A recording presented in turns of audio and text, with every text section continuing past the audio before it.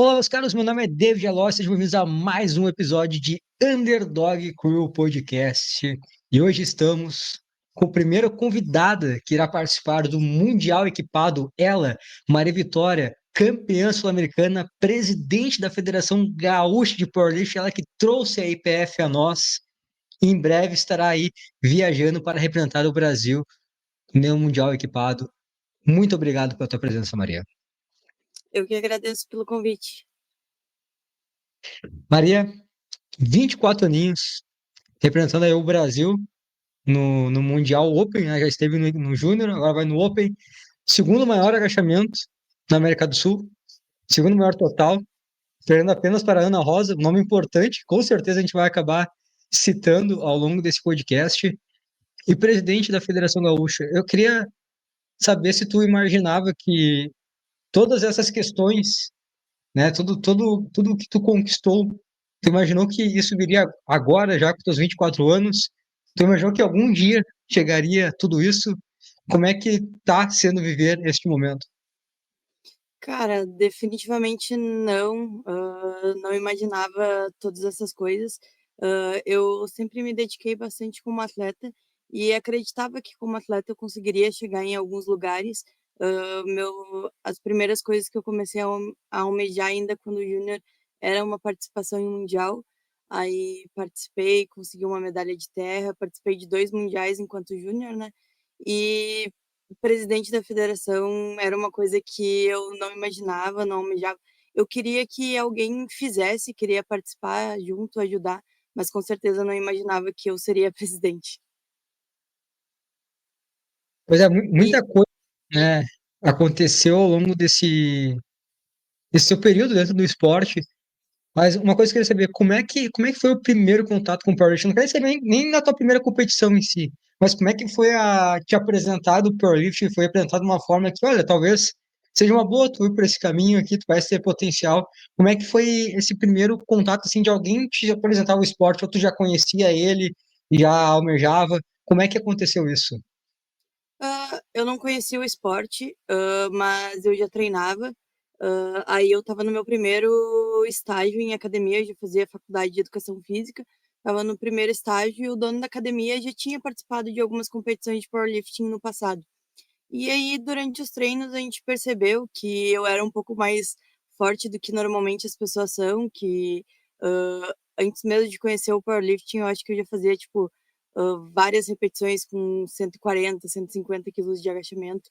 E aí foi numa dessas, assim, esse dono da academia que eu fazia estágio, ele era meu treinador também, ele falou, vai ter essa competição aqui, e eu acho que tu iria sair bem, tu quer ir? Aí essa competição, por acaso, era o brasileiro. Eu não conhecia o powerlifting, conhecia muito pouco sobre regras, essas coisas. Comecei a pesquisar, falei que queria ir na competição, porque eu tenho uma afinidade desde criança com esportes. Eu já pratiquei outros esportes na minha infância e eu sempre gostei. Então, ele perguntou se eu não queria competir. Eu falei que sim, topei o desafio e comecei a aprender. E aí tu começa com aquele baque inicial do powerlifting ali, tipo, tem que usar singlet, tem que ter um tênis X, tem que ter joelheira, tudo aquilo. Aí eu me lembro que quando eu falei para todo mundo que eu ia competir e tal, tipo, os meus presentes de Natal, tudo que eu pedia, eu falava, alguma coisa do powerlifting, ou me dá dinheiro para eu comprar alguma coisa para eu ir competir. Eu me lembro, tipo, que eu decidi, acho que em novembro, eu conheci o esporte, acho que ali pela metade de 2021, por aí. E em novembro que saiu que iria ter essa competição. Aí a competição era em fevereiro, que era o brasileiro em 2022. Aí tudo que eu fui pedindo de Natal ali era coisas para eu poder ir competir. E aí, tipo, deu super certo. Consegui competir e conheci o esporte e vi que realmente o powerlifting era uma proporção bem maior e que realmente é um esporte muito pouco divulgado e quase ninguém conhece, né? Hoje não mais tão assim. Mas tu já ficou assim empolgada a partir dos teus treinos, a tua preparação para o brasileiro, ou aquele choque, tipo assim, nossa, é isso que eu quero fazer, veio na competição? Ou veio depois, quando veio, não foi nem nessa primeira, foi em outra. Eu fiquei muito empolgada, já durante os treinos ali. Acho que a sensação da gente se sentir forte, parecer forte, a academia inteira parar para olhar quando tu tá treinando, acho que isso era o que mais me deixava empolgada, que todo mundo torcia muito por mim, mas de fato, tipo, todas as competições ainda que eu vou, eu ainda, tipo, me pergunto assim: "Nossa, o que que eu tô fazendo?". O primeiro baque, assim, quando chega a competição, eu pergunto: "Nossa, o que que eu tô fazendo aqui?". Mas eu acho que a competição, de fato, foi o start ali para eu querer continuar no esporte. Tipo, a sensação que eu tive enquanto eu estava competindo e todas as vezes que eu naquela competição em especial, mas todas as vezes que eu vou numa competição, eu volto com muito mais vontade de treinar e de melhorar. Os outros esportes que tu praticou, tu chegou a levar em um nível competitivo em alguma esfera, assim, ou era mais assim, praticava, mas não em nível competitivo? Eu joguei handball, acho que dos meus 8 anos até meus 14. Eu competia em todas as competições escolares, jergues, jugues, e eu cheguei a ser chamada para jogar num clube. E aí eu joguei por algum tempo dentro de um clube, mas tinha a esfera competitiva, mas era mais a esfera, tipo, municipal e estadual, assim. Hã, mas, eu não acredito também porque eu era criança, eu não levava tanto a sério como eu comecei a levar o powerlifting.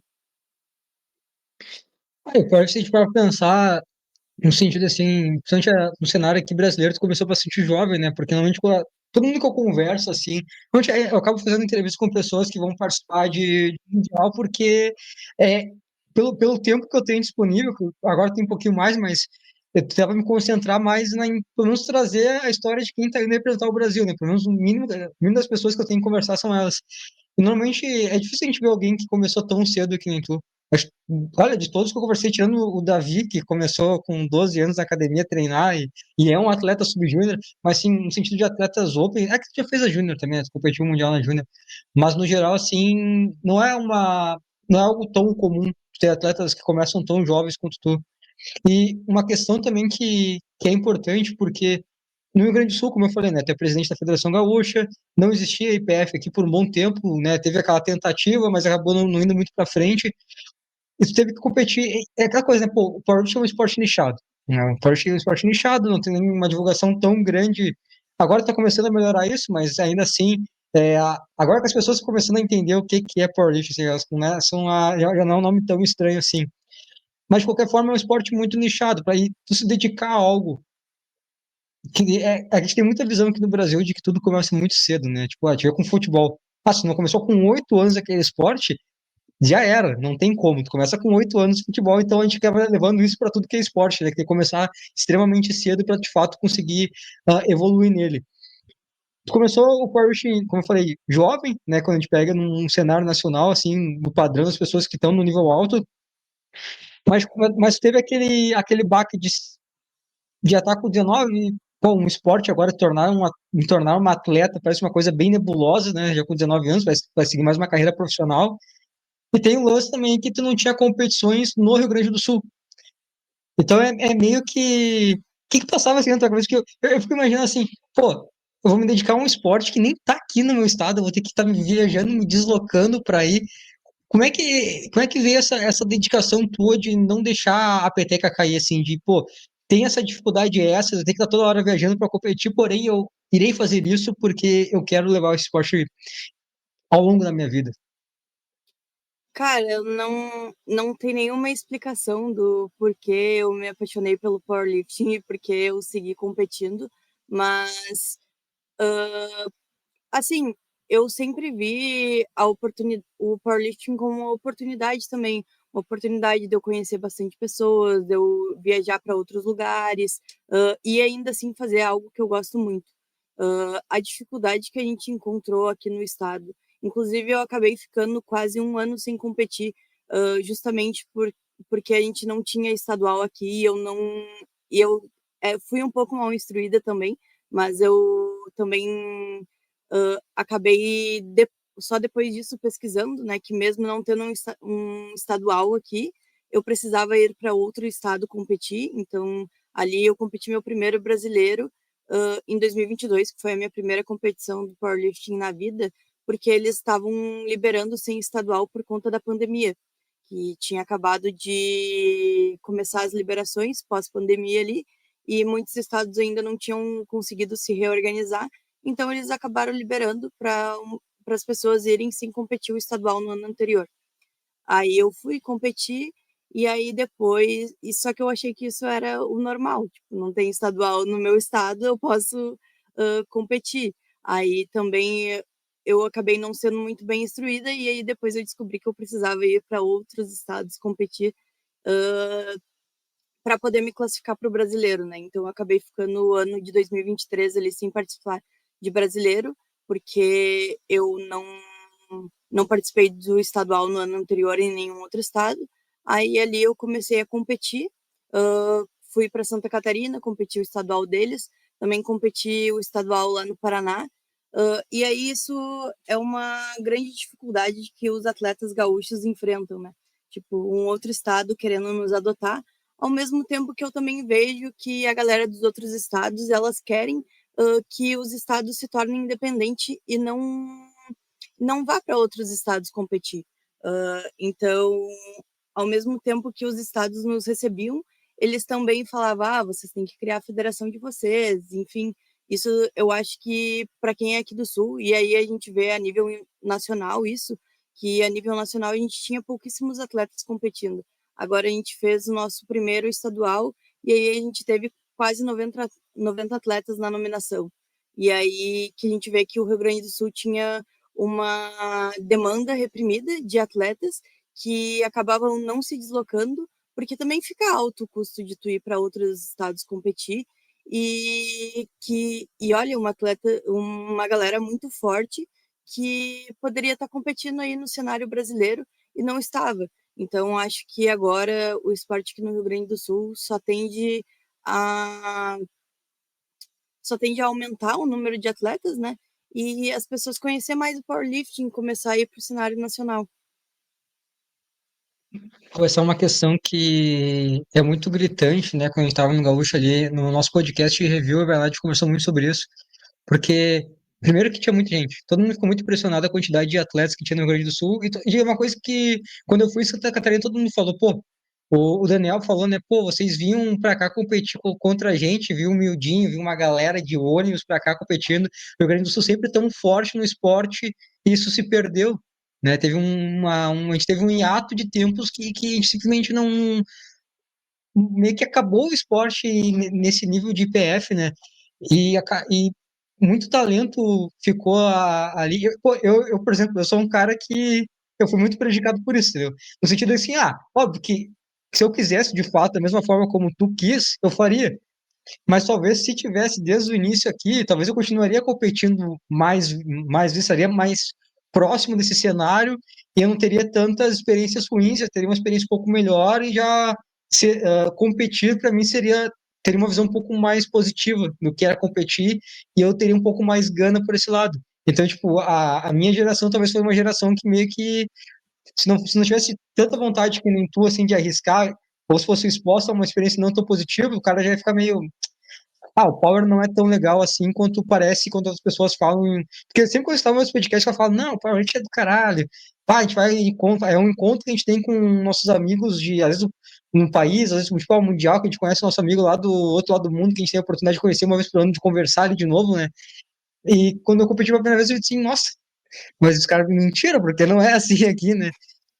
Então, vocês suprindo esse espaço é muito importante, porque, pai, eu e o Bernardo olhou assim o review e tem nomes ali que fizeram um total maior que os campeões brasileiros, entendeu?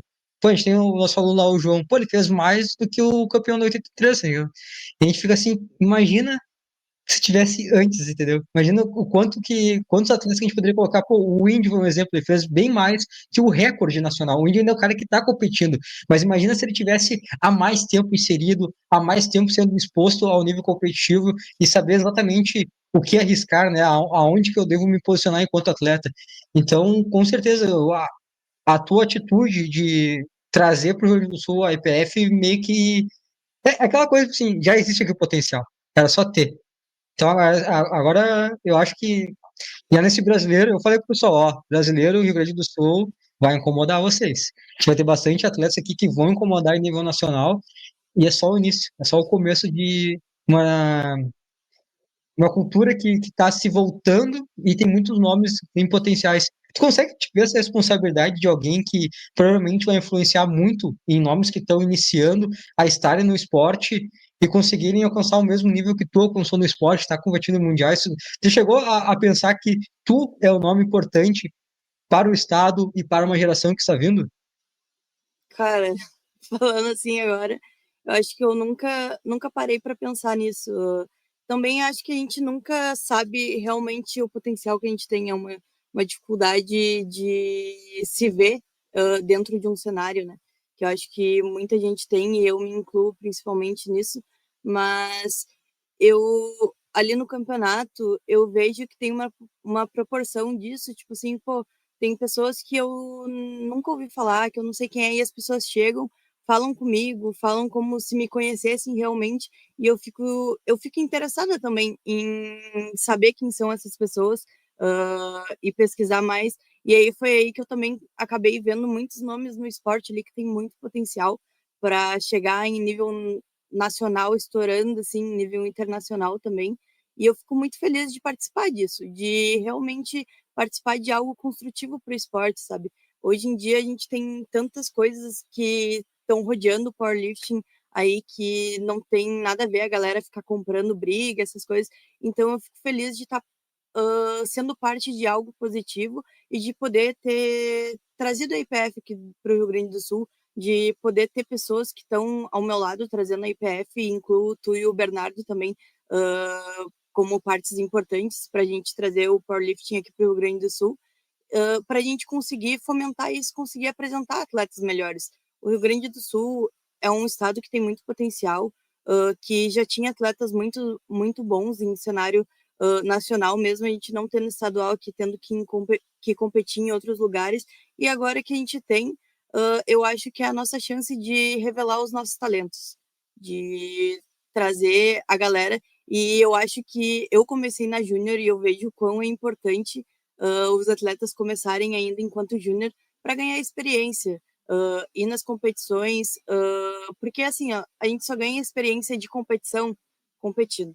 Então, quanto mais cedo as pessoas começarem a competir, e eu incentivo, às vezes eu vou falar com algumas pessoas, eu falo, bah, mas eu não tenho marca suficiente para ir competir. Cara, não precisa ter marca.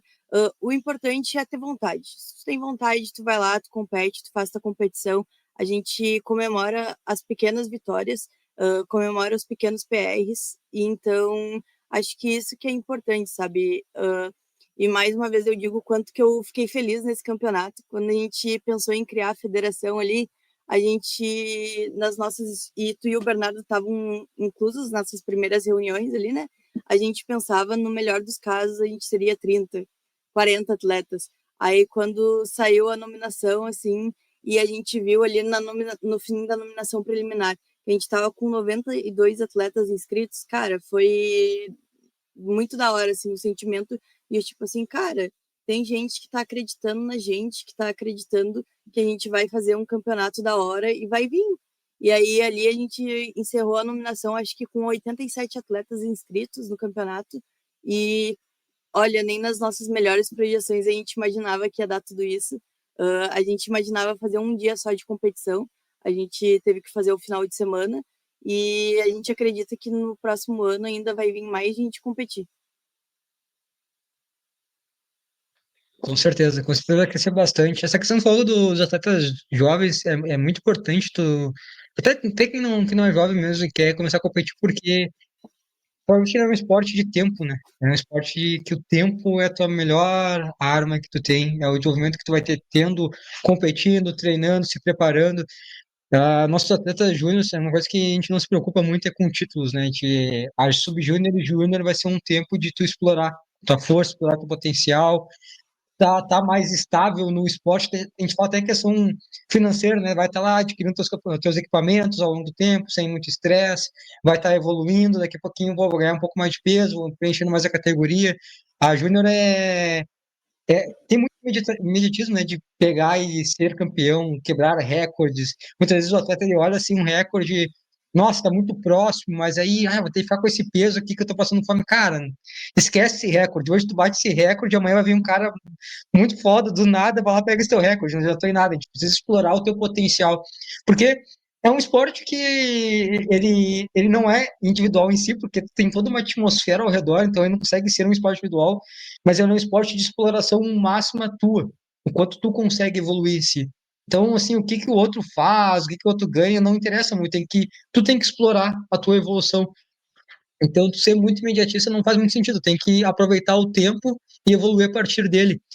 E eu não sei se é uma coisa que tu sente, porque eu lembro que com a Underdog, assim, os vídeos que a gente faz, tudo mais, a gente acabou tendo uma responsabilidade que a gente não imaginava que a gente ia ter. E aí, daqui a pouco, tu não consegue fazer menos. Porque tu fica assim, cara, eu preciso fazer mais. E aí eu lembro, assim, agora todo vídeo que eu faço, assim, eu tento citar o máximo de atleta possível, porque eu não posso deixar de citar alguém. E às vezes tem alguém, assim, que, tipo, cara, eu tenho que fazer um jeito para esse cara, sei lá, de ajudar todo mundo de alguma forma, alguém no campeonato grande, o cara não tem condições, assim, cara, preciso de algum jeito estar tentando. Eu vejo, né, as cifras, eu fico pensando, cara, eu preciso acabar com essas cifras, eu preciso destruir com essas cifras. Eu preciso tornar que essas cifras sejam algo que não precisa mais. A gente consegue, entendeu? Então, são tudo coisas que são responsabilidades que teoricamente, eu não tenho diretamente com aquela pessoa, porque algumas delas eu nem conheço, nem tenho uma conversa muito extensa, mas é uma responsabilidade que tu vai adquirindo só pelo teu envolvimento com o esporte, tu vê quantas pessoas se sentem graças pelo trabalho que tu acaba fazendo, né? E, pô, eu acho que eu falei pra ti, né? Até mesmo tu tinha um receio, tu não falou assim em relação à quantidade de atletas, até mesmo a responsabilidade de se tornar presidente da Federação Gaúcha, né? Era a mesma coisa que meio que tu. Eu não sei se de fato é isso, vai parecer que tu tava tipo, eu vou fazer isso. Tipo, era mais uma coisa, eu não queria pegar essa responsabilidade para mim, mas tudo bem, eu vou fazer isso.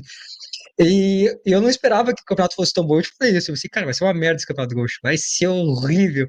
Não é? Eu vi a complexidade de que era montar um campeonato e assim, nossa, eles estão muito ferrados com isso.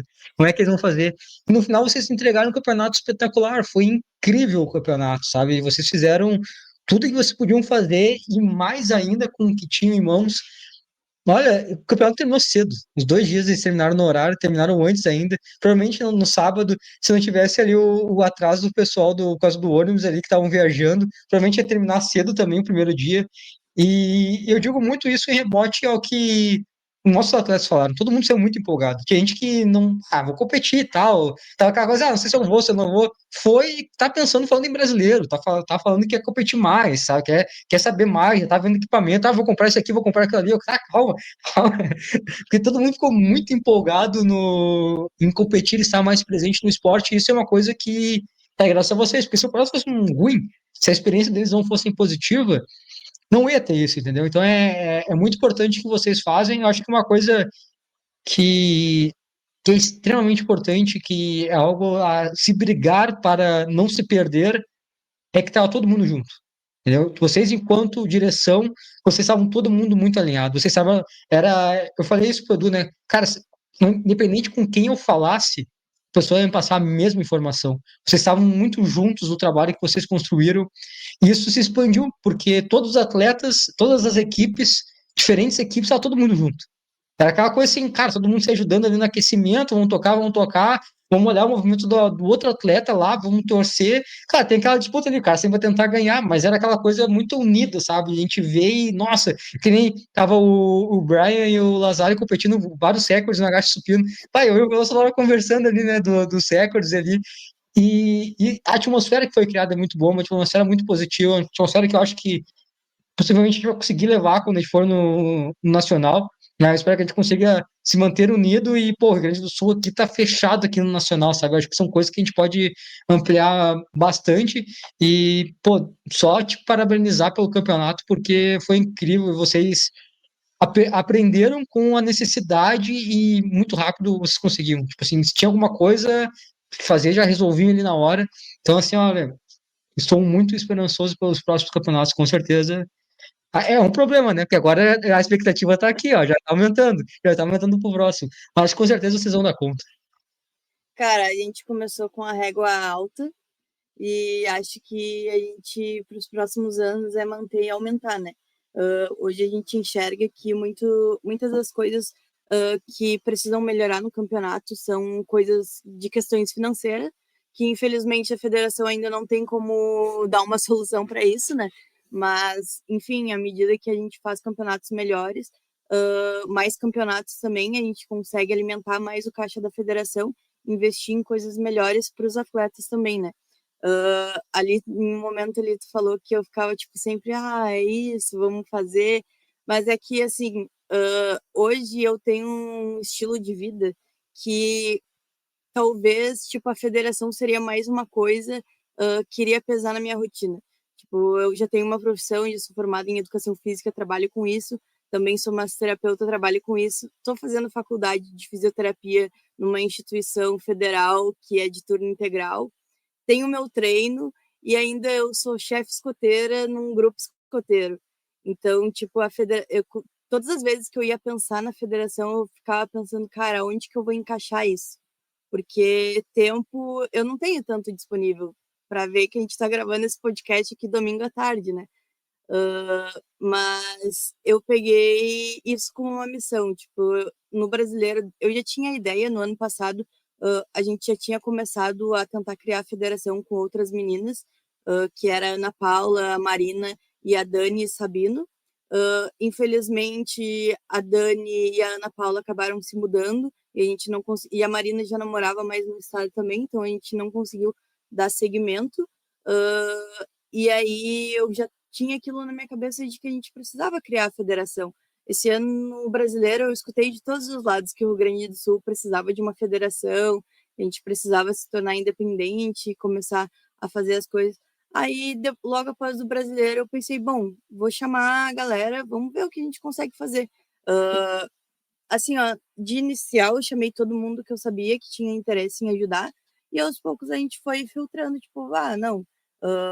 Porque também a gente tem que entender que estar dentro de uma federação e organizar o campeonato não cabe na vida de todo mundo, né? E ainda mais que é um projeto totalmente voluntário, as pessoas têm que dedicar tempo, e o retorno é unicamente felicidade e agradecimento. Então, a gente tem que entender que isso não cabe. Mas ali, a diretoria que a gente formou, graças a Deus, foram pessoas que a gente conseguiu se conectar e estar bem alinhados, que todo mundo tinha uma função e cumpriu a função para que a gente chegasse no campeonato. E, assim, a galera também, quase todo mundo ali é atleta. Tipo, com exceção, acho que de 3 pessoas que não são. Então, a gente via a necessidade de fazer um campeonato que fosse interessante da visão do atleta também. Por exemplo, ali no primeiro dia, os árbitros eram para chegar aqui em Porto Alegre às 7h30 da manhã, para a gente iniciar às 9. Eles não chegaram a tempo. O ônibus dele chegou e já era 8 e pouca passado. Aí, dava 50 minutos da rodoviária até o local do evento. Aí eles iam chegar 9h10 no local do evento. Eu já fui em competições que as competições atrasavam e a gente não tinha nenhuma resposta de quando ia iniciar. Quando atrasou ali a competição, a primeira coisa que a gente fez, vamos conversar com os chefes de equipe. A gente chamou ali no microfone todos os chefes de equipe, alinhou que a competição iria começar às 9h30 para não prejudicar ninguém no aquecimento. Porque a gente sabe que isso impacta na performance, a pessoa tem que aquecer às vezes 2 vezes para uma competição. Isso é importante, a gente ter uma comunicação ativa com os chefes de equipe, que são as pessoas que são responsáveis por aqueles atletas que estão ali. É importante para que a gente ofereça um evento bom também. Então, ali a gente já chamou todo mundo, falou que ia iniciar às 9h30, explicou o motivo, todo mundo. E aí a gente chamou no momento que a gente já sabia que ia atrasar também, que isso é algo que faz a diferença, né? Ainda a galera não tinha começado a aquecer, avisou, show. Outras coisas que a gente investiu também. Até uma sugestão tua do Bernardo foi no Saraiva, e cara, fez completa diferença pro evento.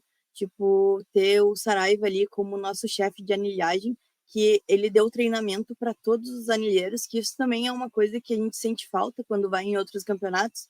Às vezes tu vai lá e se coloca à disposição para anilhar, tu chega ali, ninguém te explica nada. Só te falam, ó, vai começar a tal hora e começa. Daí não tem ninguém organizando, sabe? Isso foi uma coisa que a gente percebeu que fez total diferença no evento e que evitou os atrasos, que fez o evento ser rápido e que proporcionou uma boa experiência para os atletas, porque é muito maçante, assim, ó, ficar muitas horas competindo, isso atrapalha na performance, a gente sabe disso. Às vezes não tem o que fazer, às vezes dá um problema que não, tipo assim, não tem como resolver rápido e é completamente compreensível desde que eles tragam uma comunicação ativa com os atletas que estão ali competindo, né?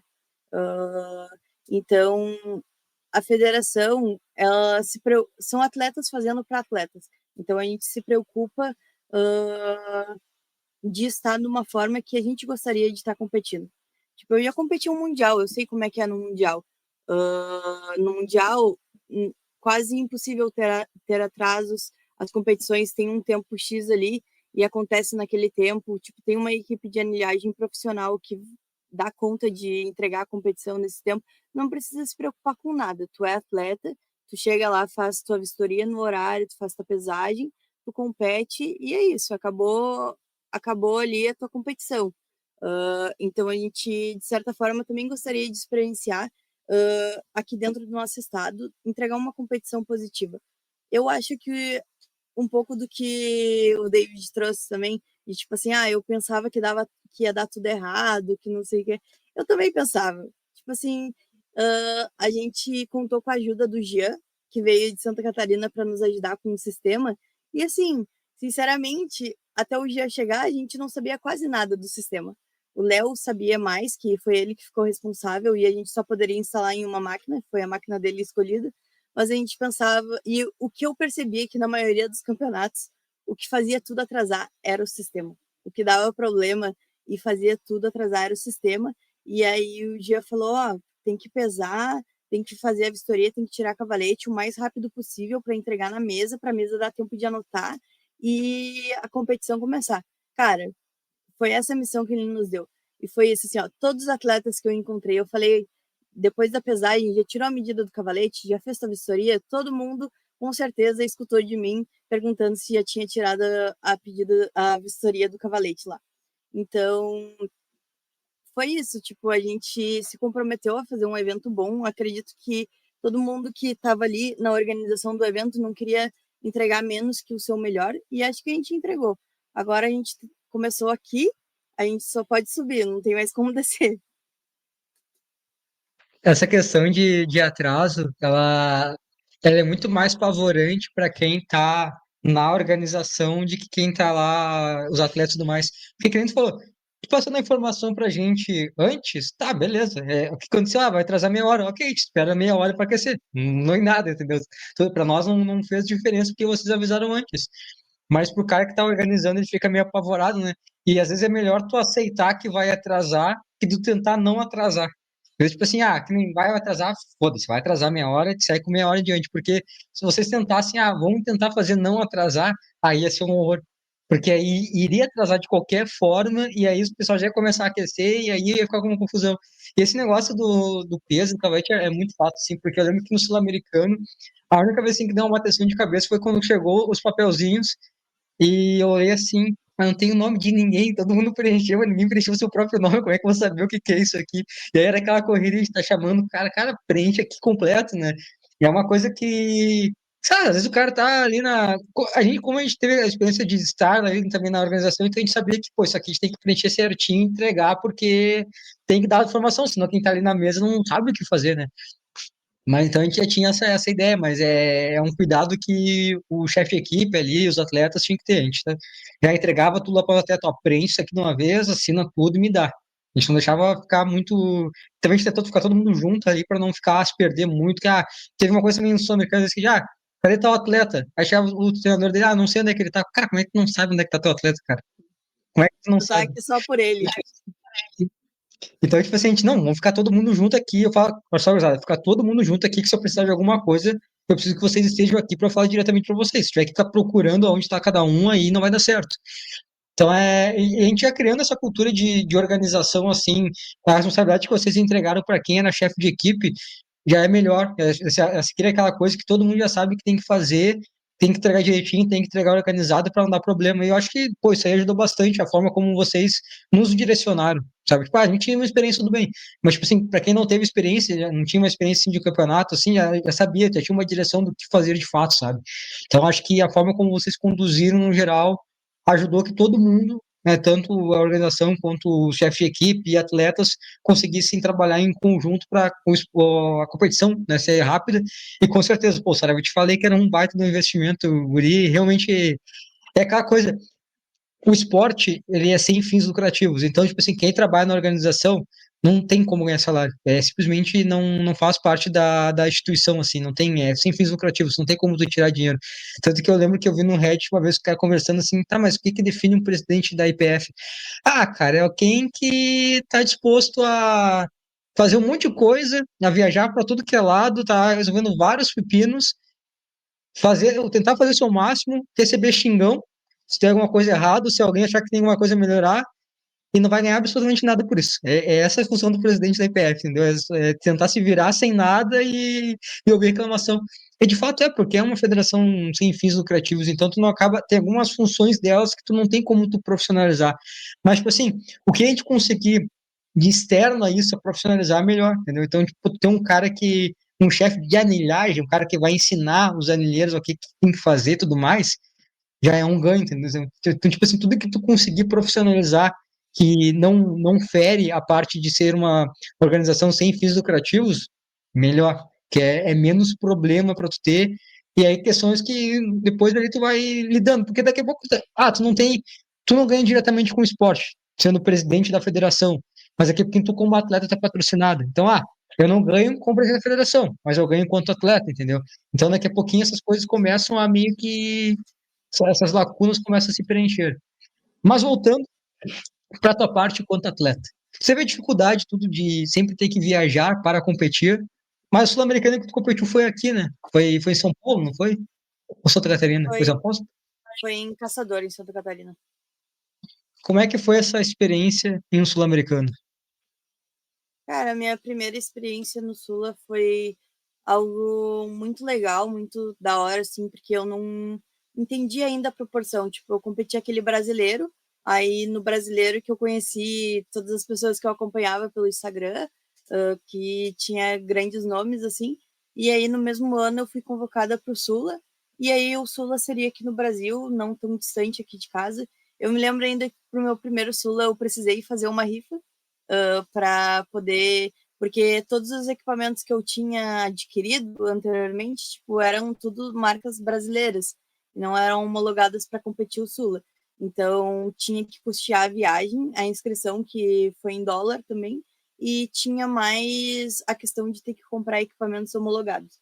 Aí começa uma saga, né? Porque ao mesmo tempo que tu está super empolgada pela competição, tu se vê ali tendo que gastar um dinheiro que na época eu não tinha.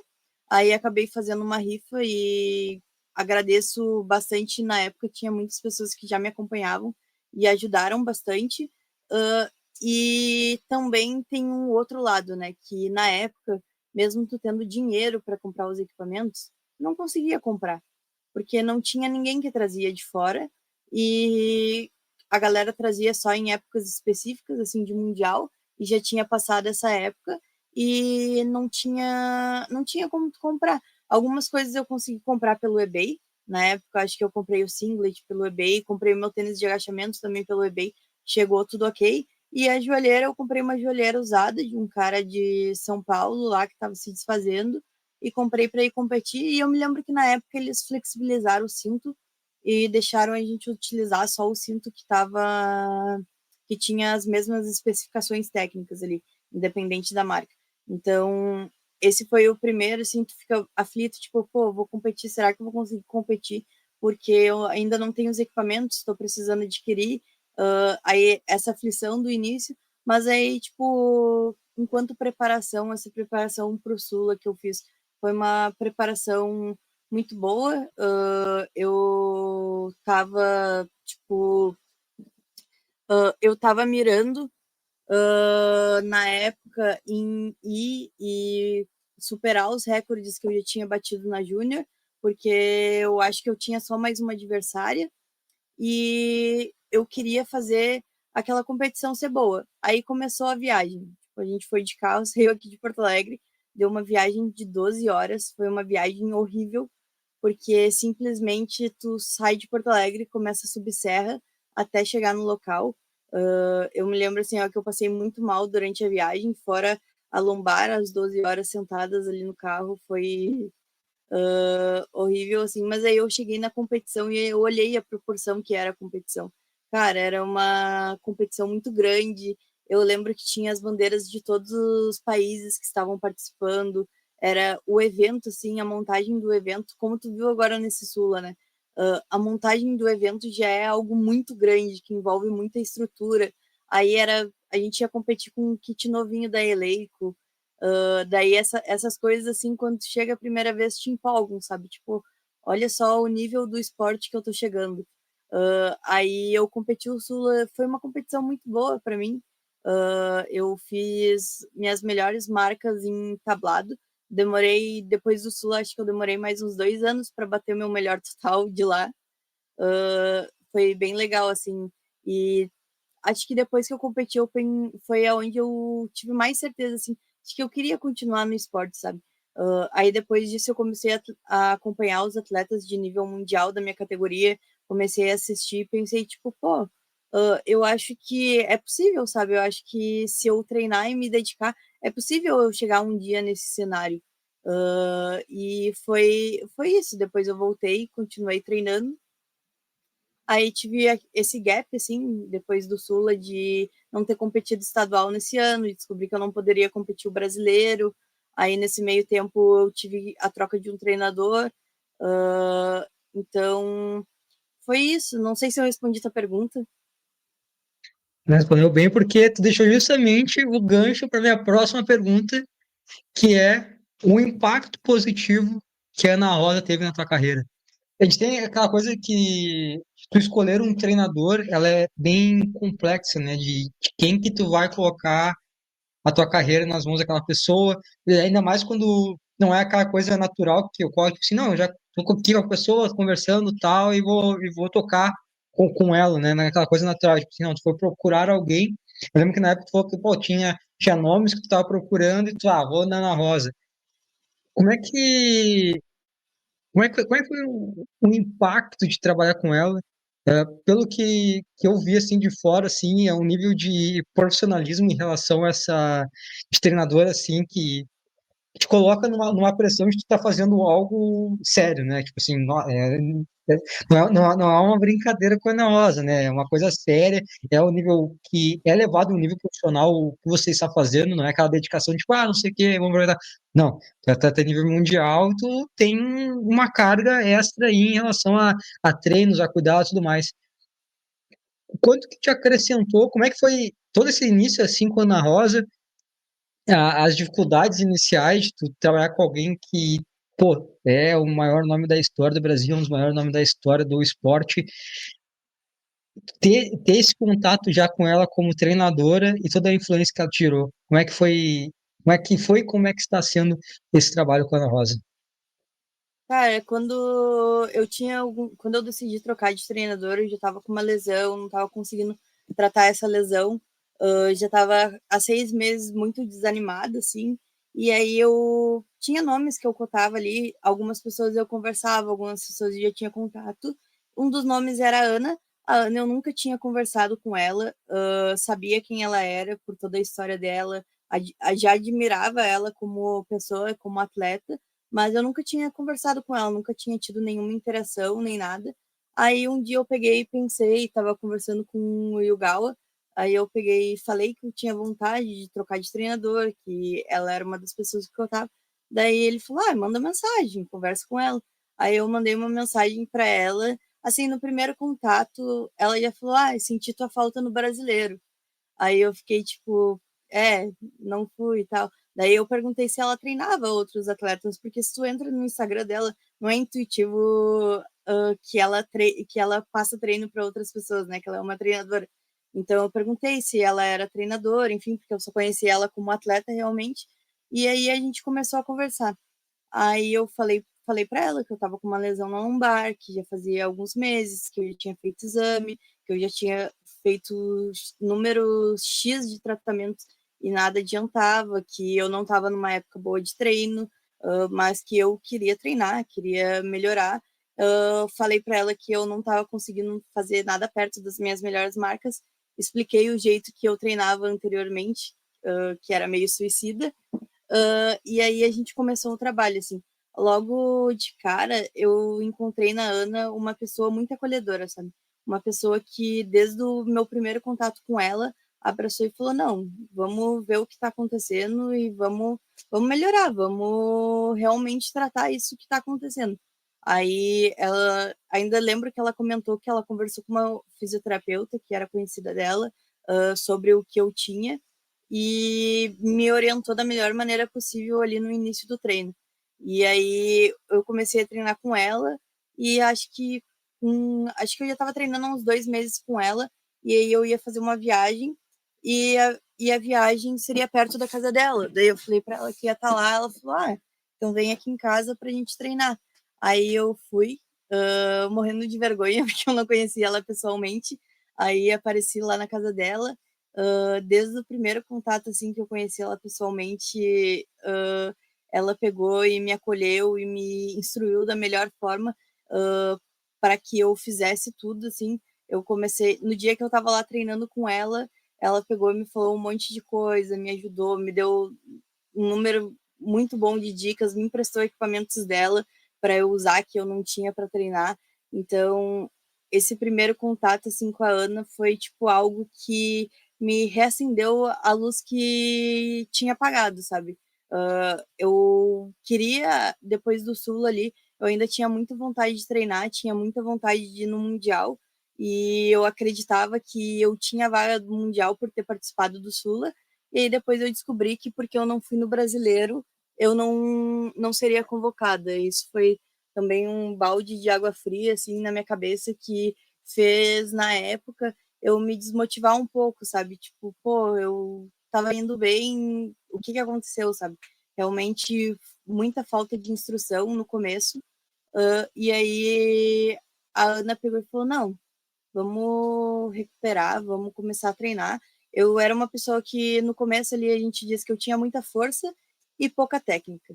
E aí, primeiramente, ela pegou e falou: não, vamos melhorar a tua técnica, porque eu quero que tu continue praticando o esporte por muitos anos, porque sem técnica tu só vai se machucar, tu vai conseguir praticar por um tempo, mas depois vai ser insustentável, então isso que eu vou apostar. E aí, no começo, eu acho que é difícil. Eu sempre acreditei muito no trabalho da Ana, e acredito que por isso que eu treine com ela até hoje, né? No começo, ela tirou tudo que era carga de mim.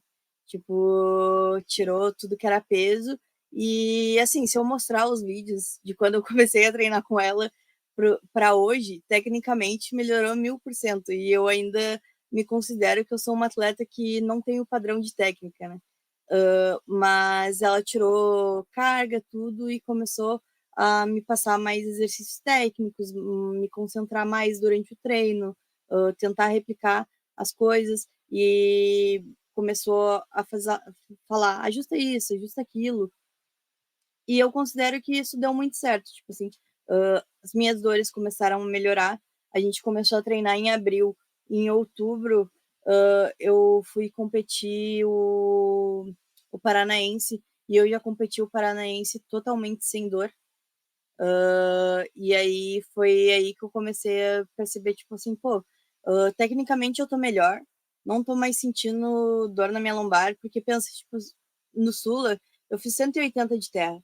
Depois disso, 130, eu chorava de dor. Tipo, eu não conseguia tirar mais que 130 do chão.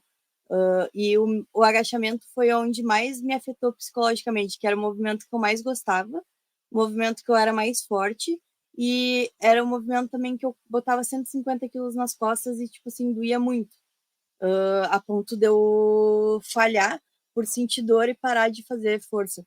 Então, isso me afetou muito como atleta, sabe? Eu perdi bastante confiança. E aí, quando eu comecei a treinar com a Ana, algo que ela trabalhou principalmente foi confiança. Tipo assim, eu posso contar nos dedos, assim, e não enche uma mão, as vezes em que eu falhei em treino. Ela sempre passa o treino, cara, eu acho que é bem calculado, assim, na medida certa, sabe? Em que eu consiga ter uma evolução e dificilmente eu falho em treino, dificilmente eu faço minhas melhores marcas em treino, e é algo que a Ana gosta muito de trabalhar, que isso faz o atleta ter mais confiança, e eu sinto principalmente comigo, é que ela gosta de fazer 9 de 9. Tipo assim, a gente vai pro campeonato focando em fazer 9 de 9. E antes disso, eu pensava, se eu fizer uma de cada, beleza, eu tô no jogo. Uh, mas com o tempo tu vai percebendo, tipo assim, tu faz uma de cada, mas depois tu lamenta por não ter conseguido fazer aquela marca que tu queria, ou por tu não ter conseguido fazer uma marca melhor. E aí tu vê que o 9 de 9 realmente faz diferença. E isso é algo muito legal, assim, que eu aprendi com ela. E, além de tudo, nesse último ano, assim, de trabalho com ela, eu fui para competir 2 mundiais, competi agora o Sula, agora vou competir um Mundial equipado. E a experiência dela como treinadora ajuda que eu chegue muito mais preparada nesses locais, muito mais preparada para competir. A Ana é uma pessoa assim que, infelizmente, ela ainda não consegue estar presente nos campeonatos ali na área técnica, mas ela nunca me deixa desamparada. Ela fala: não, já acertei com tal pessoa vai estar ali te ajudando tal dia.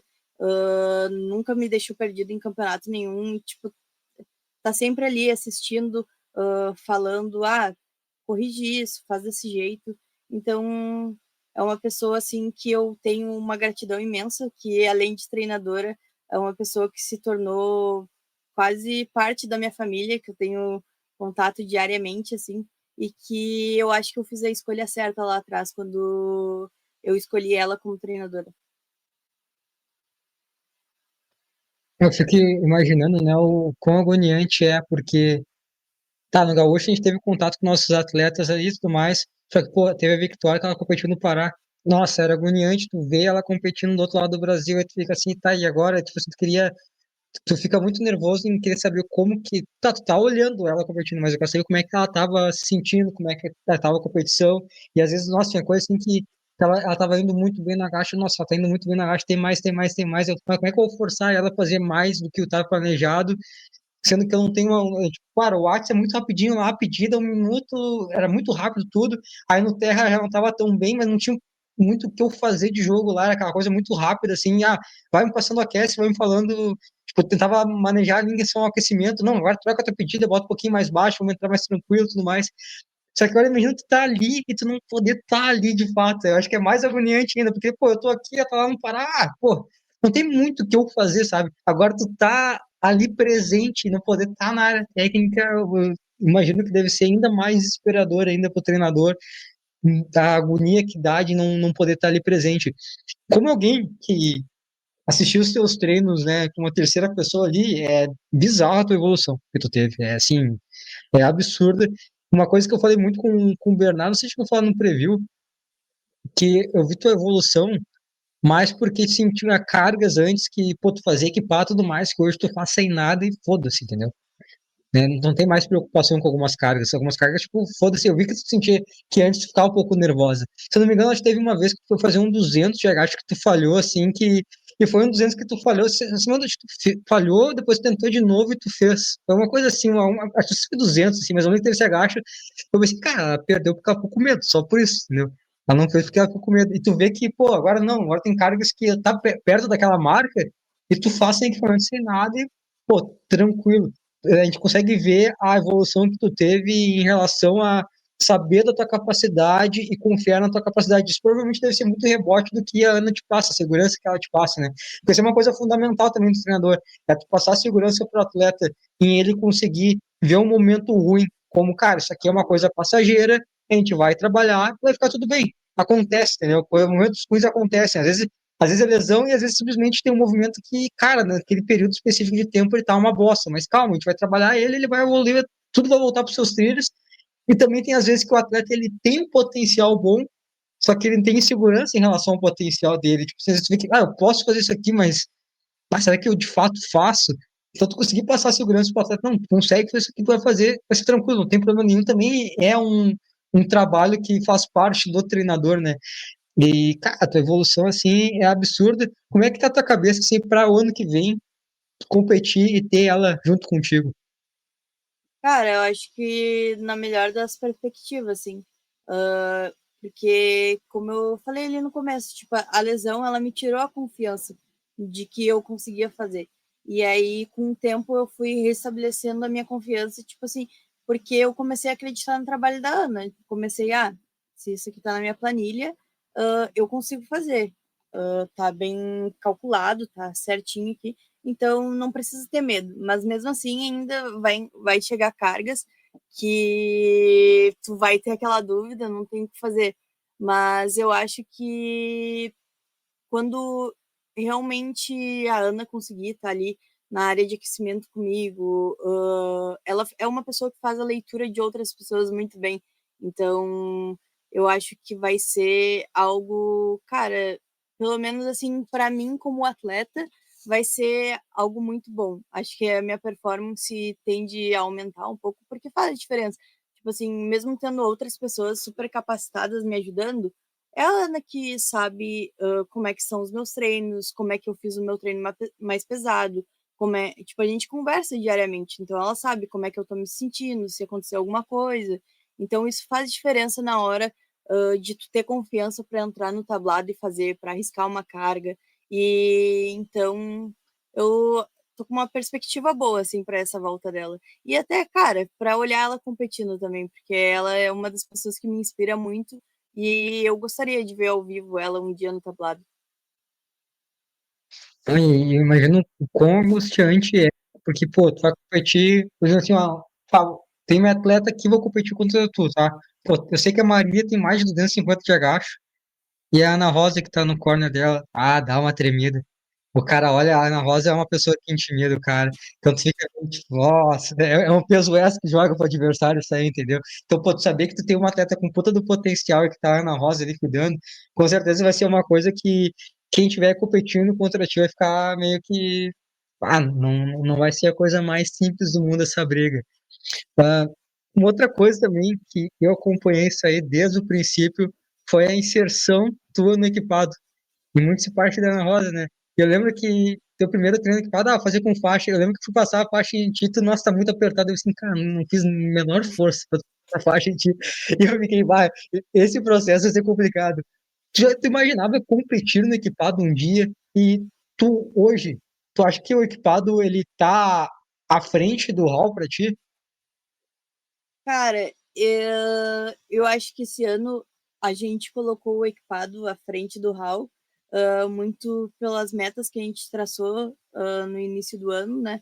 Mas, assim, o primeiro dia que eu vi a Ana pessoalmente, que eu fui lá treinar na casa dela, ela falou que eu seria uma boa atleta equipada, que isso era questão de tempo, a gente ia começar a equipar. E aí, tudo começou porque eu queria fazer um curso de arbitragem do Gilson, que seria junto com o brasileiro equipado. E aí eu falei para ela, bom, quem sabe eu já não aproveito que vou lá para fazer o curso e já compito o brasileiro equipado, né? Daí ela falou, beleza, vamos fazer então. Não sabia onde eu estava me metendo, porque eu me considero que eu sou uma pessoa bem sensível para dor. E aí a adaptação ali no começo, tipo, e assim, o jeito que eu uso a faixa hoje, do jeito que tu me enfaixava lá no começo, realmente tipo, são mundos opostos, assim. Porque ir lá no começo doía muito, a minha dificuldade, assim, de conseguir aguentar e suportar a dor foi muito grande. Eu acho também porque eu tenho mais gordura nas pernas, acaba doendo mais, porque aperta muito a pele ali. Mas eu não imaginei que o equipado ia tomar essa proporção lá na época quando eu comecei. Eu pensei, beleza, vou competir esse brasileiro aqui, porque eu tô aqui, é conveniente, já vou gastar com a viagem e tudo. E aí, só que a Ana tinha planos maiores. E aí ela pegou e falou: não, vamos começar a fazer. Daí depois teve a preparação para o Mundial, que a gente aproveitou, como eu tinha competido o brasileiro, eu garanti a vaga para o Mundial equipado, seria no mesmo lugar.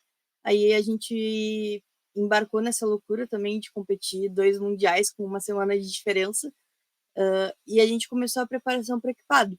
ali no começo eu realmente pensava, tipo, não, vou competir isso aqui porque eu tô tendo a oportunidade, mas depois eu volto a competir HAL, porque realmente agora eu tenho uma afinidade bem maior com o equipado, mas eu sempre gostei muito mais do HAL. Eu acho muito porque é mais confortável.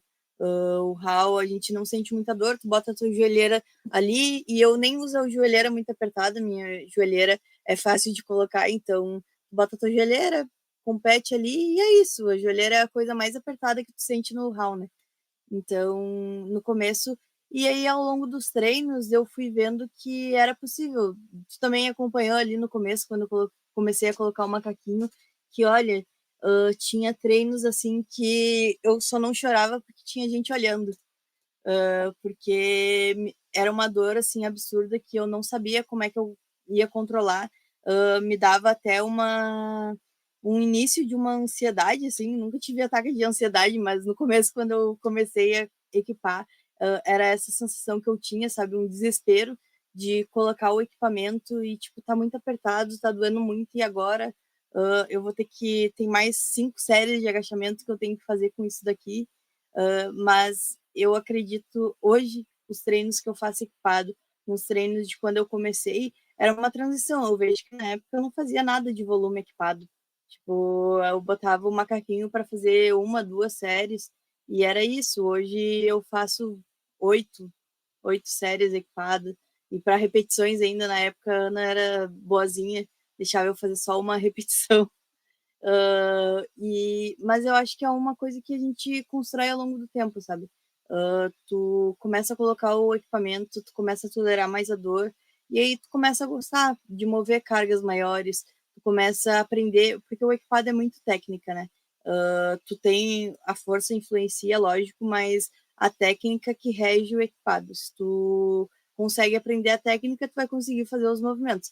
Se tu não aprende a técnica, o equipamento ele vai te jogar para frente, ele vai te jogar para trás, tu vai perder a barra, tu não vai conseguir fazer, tu vai com o joelho lá na frente, tu não bate a altura, então tudo é técnica e eu acho que assim, o equipado é uma modalidade de powerlifting que tem muito potencial e hoje a gente tem poucos atletas participando, mas eu gostaria de ver mais gente competindo equipado, porque, tipo, eu acredito que é meio que uma superação, assim. Tu pensa, nossa, olha tudo que eu suportei e ainda consegui levantar tudo isso de peso. É muito da hora a sensação, assim, depois de competir equipado. Às vezes, eu nem sinto que tô fazendo força, sabe? E mesmo assim, movimentei muito peso. É louco essa sensação.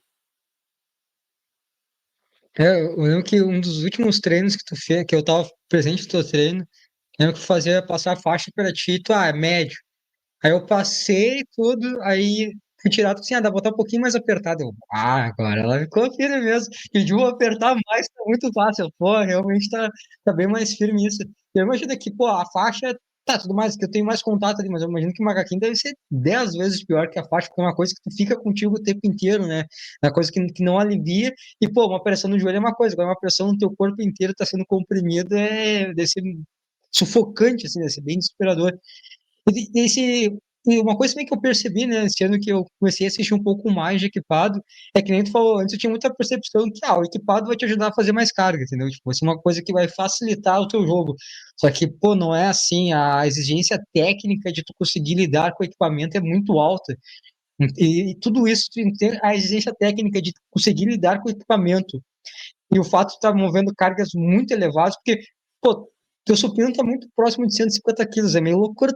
Eu acho que antes, quando estava só no clássico, fazer um supino de 150 quilos parecia uma coisa meio distante. Agora, tu imaginar que é algo bem viável para te fazer, pô, azar que o equipamento de alguma forma está te ajudando, mas tu tem que lidar com 150 quilos a mão, a pressão continua sendo a mesma, né?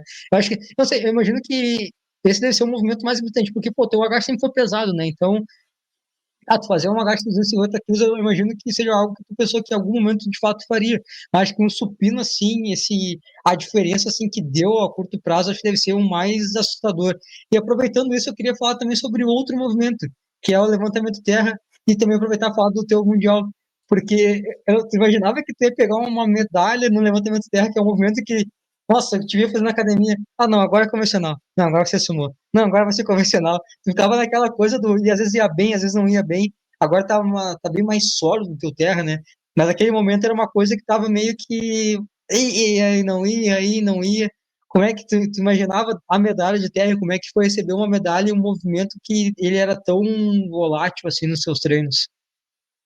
Cara, a gente foi pro Mundial ali e a perspectiva era só participar. Não, a gente não sabia que tinha chance de brigar por nada.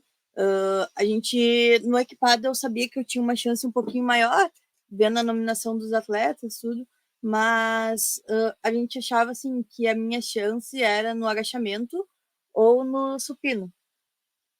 Até porque o terra é um movimento que eu tenho mais dificuldade. Hoje mesmo, ele sendo um movimento sólido, eu conseguindo desenvolver ele melhor, ele ainda é o que eu mais tenho dificuldade, né? E eu atribuo muito a isso. Tipo assim, um dia a Ana pegou e falou para mim, isso antes do Mundial. Cara, enquanto tu continuar indo pro terra, pensando que saco, agora eu tenho que fazer terra, o movimento não vai melhorar. Tu tem que ir querendo fazer o movimento, tu tem que ir querendo melhorar. Aí depois disso eu pensei, tá, agora vou começar a mentalizar que, tipo assim, que eu gosto de fazer terra e que eu vou conseguir melhorar ele. E aí, aquele terra do Mundial, ele é bizarro, porque eu melhor, tipo, faz um ano, eu melhorei ele, daí eu competi um mundial. Depois eu voltei a fazer o tradicional. Fiz uma marca melhor no tradicional na Copa Catarinense. E aí, só que lá no mundial, assim, eu não sabia que eu tinha aquilo de terra. A gente não sabia, a Ana não sabia. A gente foi indo e aí chegou ali no terceiro movimento, tava o Ilgawa e o Paulinho ali me ajudando na competição. E aí eles viram que se pedisse um 92 e meio, eu disputava por uma medalha. No momento que eu fiz aquele 192,5, eu entrei tipo assim, cara, eu quero fazer isso porque isso é a minha melhor marca. Eu quero destravar, porque eu não tinha conseguido passar de 182,5, que já tinha sido minha melhor marca há 2 anos. Eu não conseguia passar disso. E aí eu pensei, não, eu quero fazer isso por mim. Tipo, pô, eu quero desengasgar esse terra. Não aguento mais ficar só repetindo. Aí eu entrei com essa cabeça de que eu queria fazer aquilo ali e eu não sabia que era disputa de medalha quando eu entrei para fazer. Eles estava o Paulinho e o Gal conversando com a Ana, daí eles falaram para Ana, se a gente pedir 192, é chance de medalha. Aí depois eu até comentei assim que a Ana pegou e falou, bah, pode pedir, mas eu acho que ela não vai conseguir fazer, porque a gente não treinou para isso.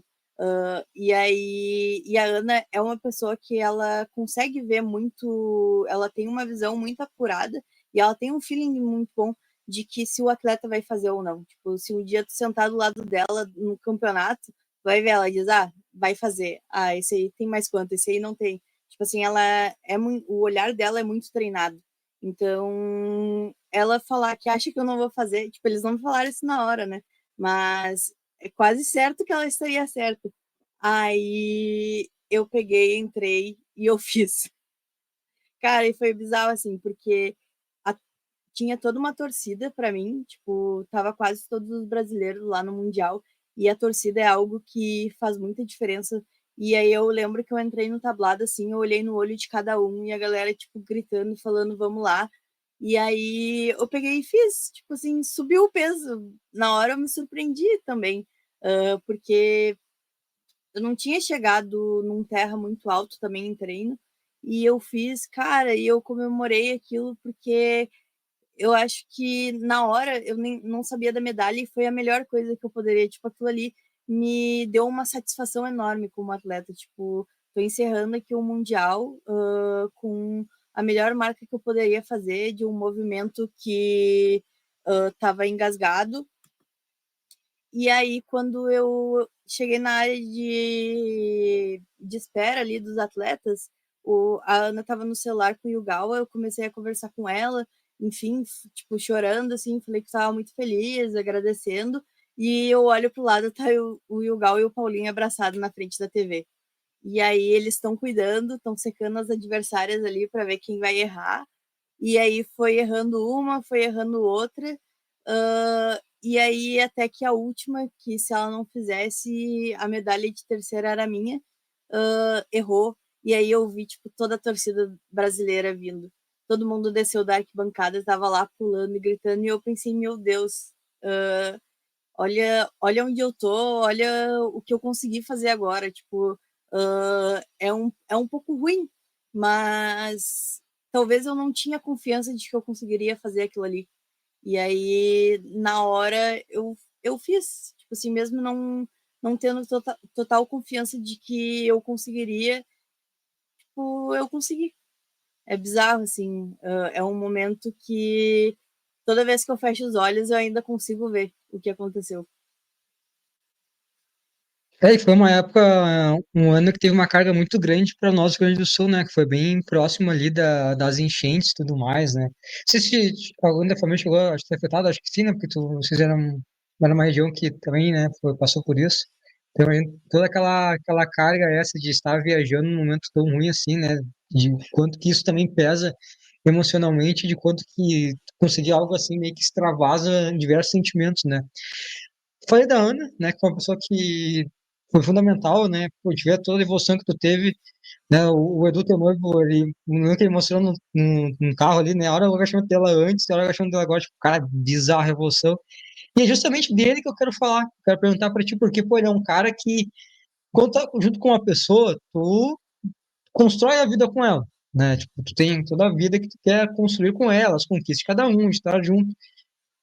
Mas alguém te apoiar tanto assim em uma coisa que em um esporte, né, que, pô, levar a vida de atleta, todo mundo sabe que a vida de atleta é bastante ingrata, em um esporte nichado, e ele ser um cara que, além de te apoiar enquanto atleta, tá te apoiando na federação, é um cara que ele ficou tão apaixonado pelo esporte quanto é apaixonado pelo esporte. Ele é um cara que ele abraçou muito o powerlifting, ele abraça muito a carreira.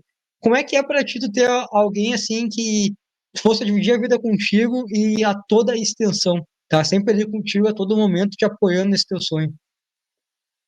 Cara, é inexplicável. Tipo, não tenho como explicar, só as pessoas que conhecem o Yugawa sabem como eles são, como ele é, né? É bizarro, porque ele comprou esse sonho junto comigo. Quando a gente começou a namorar, eu ainda não era atleta. A gente começou a namorar em 2020, mas a gente já era amigo antes. Eu não era atleta. E aí, desde o momento em que eu decidi virar atleta, decidi ir na minha primeira competição, ele esteve lá me apoiando. E ele é uma pessoa que ele se dedicou bastante para que eu também me tornasse atleta que eu sou hoje. Tipo, ele não tem nada a ver com a área do powerlifting, da educação física em si, porque a educação física é a minha profissão, é a área que eu atuo, então eu estou numa área muito próxima do powerlifting, de outros esportes. Ele não, ele é formado em administração, trabalha com crédito imobiliário e ele comprou a ideia, sabe? Desde a minha primeira competição, ele sempre me ajudou muito. Sempre, ele é meu maior incentivador, assim. E aos poucos ele foi aprendendo a me ajudar, principalmente ali quando eu comecei a treinar equipado. Ele ia comigo junto quando eu ia treinar com a Ana, ia comigo, perguntava como é que fazia as coisas, a Ana ia dando as coordenadas, ele ia fazendo. Ele adora estar nas áreas de aquecimento dos campeonatos, ele ajuda os atletas também quando precisa. Então, cara, não tem como eu descrever o Yugawa e a importância do apoio dele para eu conseguir fazer tudo isso que eu faço hoje. Então, tipo, ele entrou junto na federação, junto comigo, para fazer acontecer também. Ele está em todas as competições, ele é meu staff. Hoje em dia ele sabe como fazer um jogo de pedidas, ele acompanha os atletas, ele é amigo de quase todos os atletas aqui, tipo, conversa com todo mundo, tá sempre nos campeonatos e ele me apoia assim incondicionalmente.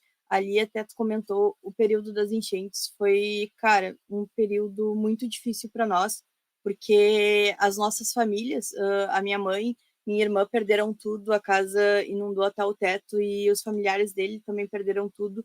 A gente teve que deixar aqui nosso apartamento para minha família ficar morando por um período ali. Aí, depois, quando eu fui convocada para o Mundial, a gente ficou com aquele ponto de interrogação, tipo assim, cara, olha a grana que a gente tem que gastar para ir para o Mundial e as nossas famílias perderam tudo. Será que não é melhor a gente direcionar esse dinheiro para eles reconstruírem as coisas deles?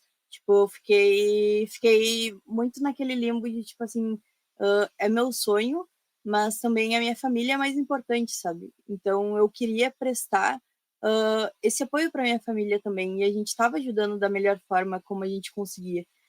Foi um momento muito difícil a convocação ter chegado nessa época, sabe?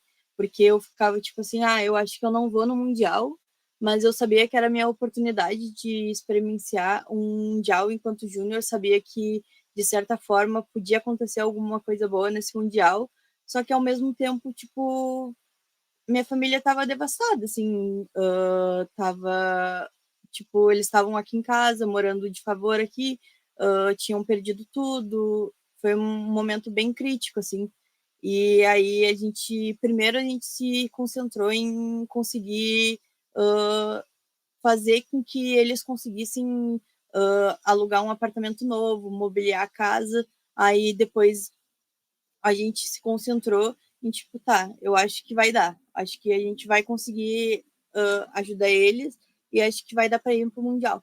Aí, na época, também, a gente acabou direcionando o dinheiro que a gente tinha guardado, assim, para ir pro Mundial, para ajudar as nossas famílias. Aí, eu precisei abrir uma vaquinha. Aí, eu ficava com aquele ponto de interrogação também se eu iria sozinho pro Mundial ou se o Yugawa ia conseguir ir comigo, porque por mais que atleta seja eu e que é importante que eu esteja lá para competir, cara, ele é a minha equipe, ele é parte da minha equipe e eu preciso do apoio dele lá para competir. Ele é a pessoa que acompanha todos os meus treinos. Tipo, todas as vezes que eu tenho um treino pesado, ele tá lá na academia junto comigo. Eu divido a vida com ele, ele sabe exatamente como é que eu sou. E então eu queria que ele estivesse comigo lá naquele momento. Aí eu abri a vaquinha para eu conseguir no Mundial.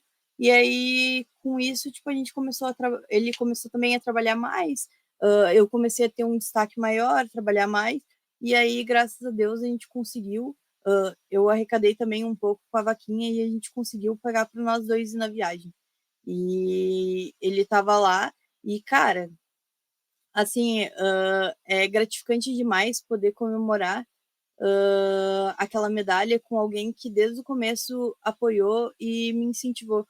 Porque, por exemplo, hoje em dia a gente guarda dinheiro para ir para o Mundial. Tipo, a gente poderia estar fazendo outras coisas, poderia estar fazendo alguma coisa que ele quer. E no fundo, o que ele quer é ir para o Mundial junto comigo. Ele quer me ver lá, ele almeja isso junto comigo, ele sonha isso junto comigo. E ter alguém para tu dividir a vida que queira isso também, cara, é muito bom. Eu não tenho nem palavras para descrever o Yugal, assim, eu na vida talvez nunca tinha sonhado que ia conseguir ter um parceiro assim que me apoia tanto, que pega junto, que é uma pessoa tão boa, assim, não tenho não tenho como agradecer Deus por ter me mandado uma pessoa tão boa para dividir a vida. Ele não é atleta, ele não é treinador, mas ó, eu vou falar, ó, tá vendo aí um forte dirigente de powerlifting. Esse cara aí, como dirigente, vai dar muito o que falar. Um cara é incrível, assim, o trabalho que vocês construíram cara, é muito bom trabalhar com ele também. Tipo assim, tipo, ele não tinha experiência direta com o Power, mas ele tinha outras experiências que ele falou que de alguma forma meio que contribuíram para ele saber mais ou menos o que, que ele podia ajudar ali a federação. E, pô, foi espetacular. Tá se criando um dirigente de powerlifting aí, vai ser um cara importante em questões políticas para o esporte, para ele crescer. Pô, é muito bacana assim, a gente ver o relacionamento de vocês, o apoio que vocês carregam assim, em relação à tua vida enquanto atleta, né? Mas aí também agora eu quero bater em outros pontos, porque, como tu falou, tu trabalha como massoterapeuta, tu é formado em educação física, está fazendo uma segunda graduação agora com fisioterapia. Qual que é a tua perspectiva futura? Tu pretende juntar tudo, todas as tuas habilidades e atleta e tudo mais? Como é que tu vê o teu futuro, assim, não só mesmo dentro do esporte, mas ao redor, assim? Cara, a gente tem uma perspectiva ali, depois que eu me formar em fisioterapia, de ter um centro de treinamento onde eu consiga, tipo, passar treino, dar o acompanhamento devido, porque às vezes as pessoas enxergam também a fisioterapia como algo somente para tratamento. E na verdade não é isso. Tipo, o fisioterapeuta ele tem ação na prevenção e na promoção de saúde também. Então a gente tem a perspectiva assim de ter um centro de treinamento no futuro, onde eu consiga unir a educação física com a fisioterapia. Eu até estava conversando esses dias com o Bernardo na volta do campeonato de tipo que eu às vezes eu ficava em dúvida assim se eu queria ser treinadora de powerlifting, se eu queria treinar outros atletas. E aí eu acabei tipo nunca divulgando essa parte, mas esse ano lá no local onde eu trabalho eles investiram junto comigo em equipamentos de powerlifting lá para a galera do estúdio e algumas pessoas se interessaram e eu comecei a treinar essas pessoas para competir ali. Tive um resultado legal com as pessoas que eu treinei e fiquei muito feliz. E eu já fiz cursos de powerlifting, fiz até o curso com Coimbra, estudo bastante essa área porque eu gosto de aprender realmente, assim, e eu acho que no futuro é uma perspectiva boa de eu treinar mais atletas para competir, de estar. Porque eu já estou nesse meio do powerlifting, né? De me inserir ainda mais e ver isso como uma projeção para o futuro. Mas eu também gosto de trabalhar com a galera do dia a dia, gosto de trabalhar com a galera que treina só para qualidade de vida. Então, acho que mesclar um pouco do powerlifting com a galera que só treina porque gosta de treinar, né? Acho que isso é mais ou menos o que eu vejo no futuro. Também, quando eu me formar em fisioterapia, eu ainda pretendo trabalhar um pouco com terapia manual, que é o que eu faço hoje na Masso, né? Mas eu vejo trabalhando isso muito mais numa clínica, um consultório, do que de fato independente como eu faço hoje. É muito importante esse trabalho multidisciplinar que aqui a gente está engatilhando ainda em relação a isso. É difícil tu ver, até porque é custoso, né, para o atleta ter que bancar diversas coisas. Essa é uma coisa que, inclusive, eu estava falando com a Juliana ontem, né, porque eu não sei ainda, parece que as coisas não são como deveriam ser, entendeu? Tipo, em questão do atleta. Porque, tá, enquanto treinador, o atleta paga um valor para ti enquanto treinador, aí tem a parte de equipamentos, tem a parte de inscrição, tem a parte de viagem, de lugar. E aí, pô, é o ideal o cara sendo um atleta que ele trabalhe com diversos treinadores, não só o cara que te passa o treino em direção ao powerlifting, vai ter o teu nutricionista, ter o teu fisioterapeuta, enfim, tem diversas pessoas ali que vão contribuir para a tua evolução enquanto atleta, né? Porque às vezes até a questão assim, tem nunca me aconteceu assim de algum atleta meu ter algum tipo de lesão, alguma coisa. Mas eu não gostaria de ser, tipo assim, eu trabalho formas do treinamento para lidar com a lesão, só que, assim, o ideal é tu ter alguém especialista nisso para lidar com isso, entendeu? Eu sou muito daquela coisa que, assim, ó, eu sou bom em uma coisa aqui. Tipo, até mesmo com as partes da transmissão, eu sou um cara que eu gosto de estudar o esporte, eu gosto de ver o esporte. Então, assim, se me perguntar em relação ao atleta, perguntar coisas assim do esporte, pô, eu sei. Agora, tipo assim, a parte técnica da transmissão, por que eu trouxe o André pro meu lado? Porque é um cara que ele manja disso. Então, tipo assim, eu gosto de ter pessoas que são boas naquela determinada coisa e, ó, direcionar, sabe? Não, porque fazer tudo minha boca, assim, meio que me incomoda. Tipo assim, pô, então tu ter alguém que, até mesmo áreas, não sei como é que, daqui a pouco vira uma coisa que se torna um produto que tu consegue trabalhar até mesmo com atletas de outras equipes, não precisa nem ter a tua equipe, tu consegue trabalhar com todo mundo, né? Tu aumenta a tua gama de pessoas que podem ter interesse no teu trabalho, né? Mas enfim, o que eu tava falando aqui, é muito custoso, entendeu? Tipo assim, é uma necessidade, o atleta precisa disso, de tudo isso, mas, sei lá, ainda não é isso. Eu ainda não tenho a resposta para essa questão, eu não sei como minimizar o custo do atleta e ele realmente ser valorizado enquanto atleta, mas um dia eu vou ter a resposta sobre isso. Um dia eu vou conseguir a resposta sobre isso e eu vou tornar isso bem melhor. Isso aí é uma missão que eu carrego comigo, tornar as coisas mais simples do powerlifting. Mas é interessante ver que tu tem a tua visão dentro do que tu pode trabalhar no powerlifting, né, enquanto treinador, enquanto terapeuta, enquanto massoterapeuta, e também não, tu não te fecha só no esporte, tu tem também outras perspectivas que tu gosta de trabalhar por pessoas que treinam mais voltado para a saúde em si, né? Porque, por exemplo, no meu caso, não vai, eu sou powerlifting só. Eu não, tipo assim, trabalhar em sala de musculação, coisa assim, já não é uma coisa que me apetece muito, que eu não sinto. É que é muito a utilidade que tu encontra do teu trabalho em outra pessoa, né? Tipo, eu com musculação eu não consigo me conectar da mesma forma como eu me conecto no powerlifting. É interessante, assim, talvez tu por ter mais de uma graduação, tu se especializar em uma gama maior de conhecimento, talvez tu consiga ver o teu trabalho refletindo em outras pessoas e não necessariamente só sendo no powerlifting, apesar de que é algo que tu tem um sentimento em si e tu consegue explorar também. Uma coisa que eu também queria te perguntar, tu começou no equipado, tu vai competir agora no Mundial equipado, e tu disse que começou a partir do campeonato lá, pesquisar mais, tentar conhecer mais sobre o Prolífico, aprender mais sobre os atletas, assistir mais competições. Isso também se reflete agora no equipado, tu busca conhecer mais atletas equipados, como é que funcionam as competições, quem são os principais nomes. Eu falo isso de alguém que é muito leigo equipado. E eu fico assim, nossa, preciso aprender muito, porque eu vi a lista de nominação assim, e eu conheci alguns atletas do World Games, e aí eu estou começando a estudar mais o histórico de cada um deles, mas eu sinto que ainda falta muito, que eu não tive a oportunidade de assistir assisti o Sul-Americano, né? Assisti o Sul-Americano, assisti um pouco do World Games, mas eu queria assistir o Mundial direto, mas eu vou estar em Santa Catarina, então não vou conseguir ver, por onde eu ver o Mundial equipado depois, mas tu tá também tornando o equipado uma parte tipo de, não posso falar, da mesma forma como tu assiste o clássico. Cara, eu não dá pra negar, tipo, tenho uma afinidade maior com o clássico, conheço mais atletas do clássico, mas eu tento assistir, eu assisti o europeu equipado, assisti o World Games equipado, tento assistir para conhecer também quem são os grandes nomes do equipado. A Ana também me fala de muitos atletas equipados, às vezes manda um atleta ou outro para eu olhar que tem uma técnica legal, do que ela gostaria, de como ela gostaria que eu realizasse os movimentos. Então, eu vejo.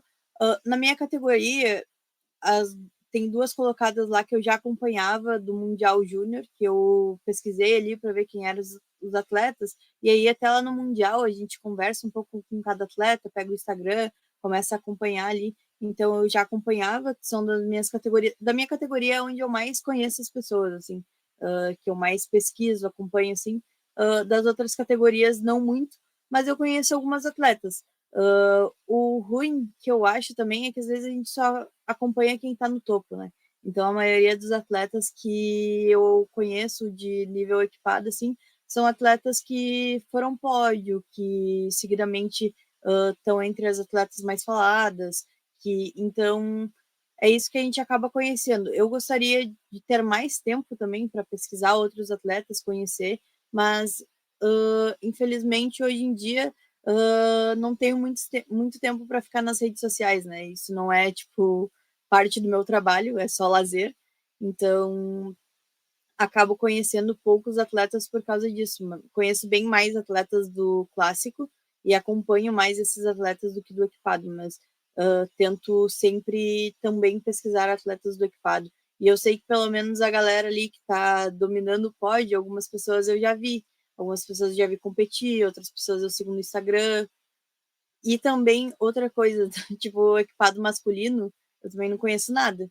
Não acompanho muito, acompanho bem mais o feminino. É, muito do que eu sei, assim, é que no masculino tem bastante caso do cara competir no clássico no equipado. É bem mais frequente no masculino que no feminino. Isso foi uma coisa que eu notei. Eu olhei assim a nomeação, conheço bastante gente até. Tem uns caras aqui que eu já vi no clássico. E no feminino tu conhece um ou outro que tu já viu competir no clássico, mas a maioria elas são bem do equipado. E como é que tá as tuas perspectivas em relação a esse campeonato? Tu fez um sul-americano, até curioso a gente ver assim, a tua nominação tá no Mundial e teu rendimento no sul-americano tipo, pô, tá bem maior que na tua nominação e no próprio sul-americano deu para ver que tu tem margem para mais. Como é que tá a tua perspectiva para esse Mundial? A tua ideia é fazer esse a mais que tu deixou ali no sul-americano? Tinha coisas também, tinha movimentos que tu acabou tendo um pouco mais de problema por causa de desconforto. Como é que tá ali pro supino? Já tá mais zerada, mais pronto para estar de fato explorando o que tu tem? Como é que tá a tua perspectiva para o Mundial? Uh, Tô com uma perspectiva boa. A gente tá indo para entregar 100% de tudo, porque é um mundial em que eu tô ali em quarto colocado, né? Então eu tô Em termos de total, eu não estou muito próxima do terceiro colocado, mas em termos de algum movimento, talvez eu consiga pegar alguma medalha. Então a gente está indo para entregar 100%. Ali no brasileiro eu acabei fazendo um total um pouco mais baixo, porque também não tive como treinar muito pesado antes disso, porque foi logo depois do RAW, e eu também voltei a sentir a minha lesão na lombar. Então a Ana pegou e falou: não, vamos segurar, vamos fazer uma preparação maior, uma preparação mais tranquila. Então a gente pegou, acabou fazendo uma preparação tranquila, tanto que ela não deixou fazer a minha terceira de agachamento, né? Eu só fiz a primeira e a segunda. A terceira pedida de agachamento ela já colocou que eu não ia fazer, justamente por eu ter sentido a lesão um pouco antes. E aí a gente já estava. Aí, como eu tinha sido convocada também para o Mundial Open, HAL, e eu queria ter ido nesse Mundial, e aí eu acabei sentindo a lesão, ela falou: não, vamos fazer uma preparação mais longa agora para o Sula, e aí no Sula a gente vê o que dá para fazer.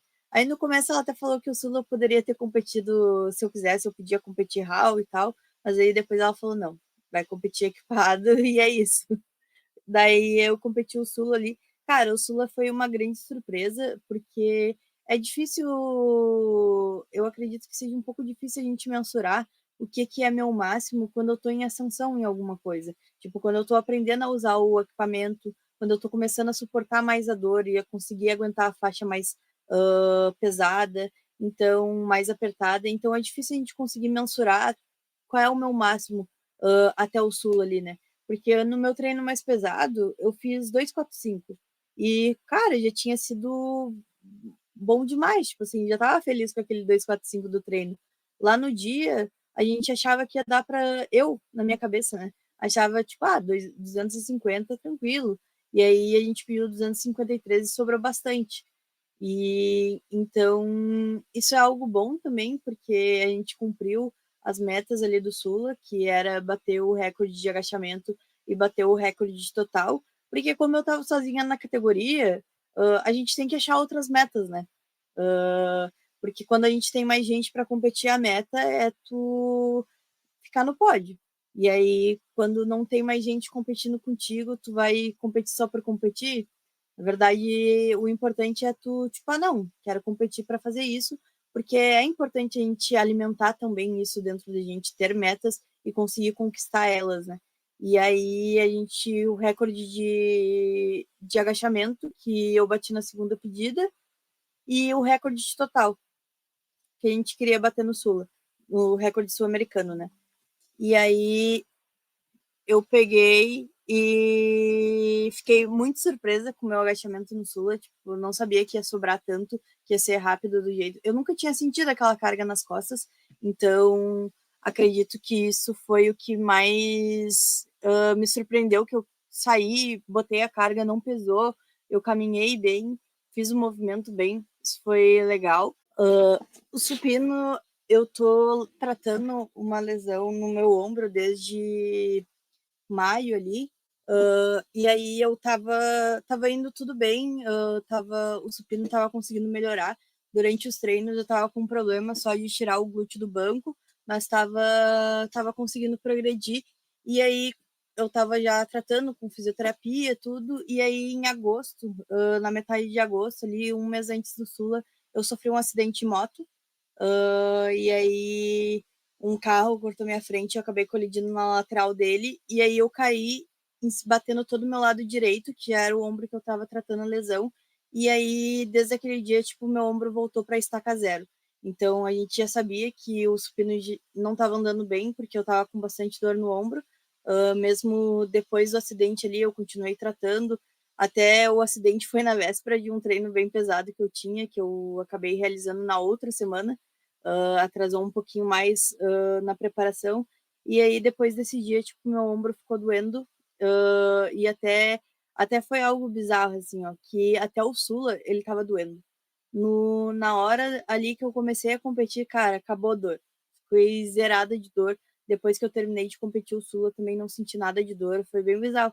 Agora eu tô bem melhor. Mas o supino, eu ainda tô com um pouco de dificuldade, porque é um movimento muito técnico. E aí a gente bate um pouco para conseguir acertar, porque a camisa ou tu domina ela ou ela te domina. E aí eu tenho essa dificuldade porque eu tento no equipado descer a barra igual eu desço a barra no hall. E provavelmente pelo ponto que eu desço a barra no hall que foi ocasionando essa lesão. E e eu ainda não estou conseguindo acertar o ponto de descida, mas ainda tem mais uns treinos pela frente e eu acredito que vai dar bom. E o terra é um movimento que agora eu comecei a equipar, comecei um pouquinho antes do sul ali a equipar. Ainda estou me acertando com o macaquinho, mas o macaquinho de terra é infinitamente melhor de usar do que o de agacha. Ele é mais macio. E a gente tá indo bem no terra também, tipo, tô melhorando. E acredito que é uma surpresa positiva que dá para fazer no terra agora nesse próximo campeonato também. Tá dando uma nominação aqui. Olha, o Agacha e o Terra dá pra brigar, hein? O Agacha e o Terra dá pra brigar legal. Dá pra fazer uma disputa interessante com as atletas. É meio cruel, porque o Agacha e o Terra, né? Então fica aquela coisa assim, em como jogar para conseguir tirar um bom proveito de ambos, né? Porque ambos têm uma chance interessante. Eu acredito até que o Supino, se não tivesse tendo que lidar com essas lesões, com acidente e tudo mais, a gente que o Supino também poderia brigar com uma medalha que te coloca numa posição bem interessante se a gente vai pensar, né? A gente sabe que ele, quem falou, né? As três primeiras eliminações, elas têm um salto distante, assim, né, do restante da competição, porque são atletas bem mais experientes, mais fortes, assim, né? Mas é interessante a construção que tu tem no equipado e o potencial. Realmente não é uma coisa que soa tão loucura, assim, ser medalhas no Mundial não parece uma coisa loucura de se tornar algo frequente, né? Tu falou também do equipado, assim, que é uma realidade que ela precisa voltar ao crescimento normal, né? Eu lembro que esses dias, não sei, acho que foi o Pete Spencer, que ele postou um gráfico que não é necessariamente que o equipado ele não está crescendo em quantidade de atletas, ele ainda segue crescendo, é só que o clássico deu um salto muito grande, né? Principalmente por causa do investimento externo, que tem mais eventos ah, festivos, digamos assim, né? Mais eventos fora do calendário normal, e como vai ter mais investimento, vai ter mais pessoas interessadas, porque acaba atraindo mais investidores externos, é uma forma de se manter enquanto atleta, né? Como o equipado ele não teve esse salto em relação a ter um investimento externo, ele tem um crescimento normal que o clássico também teria se não tivesse esse investimento. Mas o que que tu pensa assim que poderia ser feito para o equipado ele ter um boom maior, um crescimento maior, principalmente dentro do Brasil, né? Porque se a gente for pensar em atletas júnior, subjúnior, pô, eu acho que feminino tem a Lídia, masculino ali é o Emanuel, o Davi, o Victor. Eu acho que já meio que acabou por aí, né? Não tem muitos atletas. O que tu acha que poderia ser feito para que. Tem o fato do clássico ser muito mais acessível, né? Tem muitos atletas que treinam em academia de rede. Então, pô, se treinar de clássico numa academia de rede, de boa. Agora, se treinar equipar numa academia de rede é quase que impossível. O que tu acha que pode ser feito para o equipado crescer mais? Cara, eu acho que um dos maiores problemas do equipado, do não crescimento também, é não ter equipamentos, porque no hall tu não tem o equipamento, tu adapta. No equipado tu não tem equipamento, não é equipado. Aí a única coisa que a gente tem de fácil acesso é a faixa. Eu acredito também que hoje a gente não tem tantos atletas equipados, principalmente júnior, porque a maioria dos treinadores aposta muito mais no hall, né? E tem muitos. Hoje a gente tem muitos treinadores no Brasil e a maioria deles não tem contato nenhum com o equipado. E também quase ninguém incentiva que os atletas vá competir equipado. Eu vejo que muito mais hoje os atletas irem competir equipado é meio que do próprio interesse deles, sabe? Tipo, eles olham e pensam, bah, eu quero competir equipado, quero experienciar isso, do que de fato o incentivo dos treinadores, sabe? Então, eu não sei se tem uma solução para a gente conseguir arrecadar mais pessoas para competir o equipado, mas de fato a gente não ter tantos treinadores que entendam do equipado no Brasil é uma coisa que pode fazer com que o equipado fique cada vez mais de lado. E a falta de equipamentos, porque realmente, se tu não tem equipamentos, não é equipado. O equipado parece que muito mais dependente do crescimento do esporte, né? Porque se a gente parar para pensar, os países que têm equipado assim mais forte, que se mantém muito forte, são países que têm um investimento maior também, né? Consegue investimento maior para os atletas no esporte, então é muito mais fácil de tu se manter. É como você falou, tipo, os equipamentos do equipado, ele é meio que, tipo, um macaquinho, alguma coisa assim, parece não é algo que tu vê. A faixa ainda é uma coisa que tu vê frequentemente. Agora, isso aí, tipo, pô, que nem no caso ali no comando, assim, a gente tem, faixa tem. Agora os restantes no macaquinho não tem, né? Então, de fato, é algo bem distante. Essa questão do treinador também é bem interessante. Se a gente tivesse, a gente não teria um atleta equipado, porque a gente não tem conhecimento com o equipado. É uma coisa que, inclusive, eu estava falando com o Bernardo, que talvez eu um dia venha a treinar equipado para entender como é que funciona o equipado, né? É algo que eu penso futuramente, pá, se eu tiver ok, estável, assim, se o trabalho estiver rolando como ele vai rolar futuramente, eu penso, eu acho que eu vou investir no equipado, não para ser competitivo, mas é mais para entender como é que funciona. Até quando a gente foi comentar o equipado, eu falei, cara, é muito difícil de eu entender o quanto que um atleta ele tem para saltar, porque parece que tem muitas variáveis no equipado. Não sei, é que nem tá falando com o Coimbra no jantar lá e falar, às vezes tu vê uma coisa que parece que tá pesada, a gente vai apertar um pouquinho mais a faixa, a gente vai dobrar isso aqui, vai fazer aquilo lá. Pô, como é que o cara que tá fora dos bastidores vai saber que tem mais manobras para aquela carga fazer um salto e aquela carga não ser uma loucura, sabe?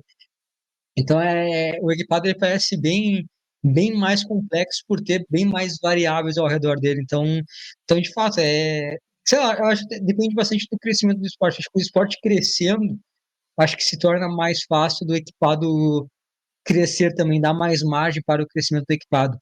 Mas, Maria, eu falei que ia passar, talvez passar um pouquinho de uma hora, a gente já está quase chegando a 2 horas, eu preciso te liberar, porque a gente sabe da tua rotina que tu tem, preciso que, sei lá, acho, não sei se nem você vai descansar agora, se não vai ter mais coisas para fazer, provavelmente vai ter mais coisas para fazer, mas de qualquer forma eu queria agradecer muito a tua presença nesse podcast, mas eu também queria agradecer ao belíssimo campeonato que tu executou, foi, assim, ó, foi incrível, foi uma experiência muito boa para nós, enquanto equipe, os atletas, foi positiva para o nosso trabalho em si, sabe? Foi aquela coisa que a gente sentiu muito bem, mas para o nosso trabalho foi muito bom, porque parecia que a gente fez um bom trabalho justamente porque a organização estava muito boa. Talvez se tivesse bagunçado, essas coisas não corressem da forma como deveriam correr, talvez prejudicaria o nosso trabalho também. A gente ficaria com os atletas e olhar, nossa, os caras estão fazendo merda aqui no nosso treino.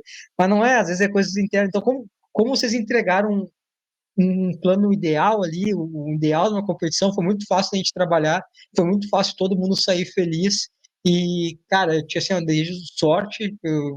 Agora, se antes eu pensasse assim, vai ser uma merda, agora eu penso, vai ser bom pra caramba. Eu gosto que eu falo, tô tranquilo em relação a isso. Tenho certeza que tu vai entregar um excelente. Os próximos campeonatos que vai no Rio Grande do Sul.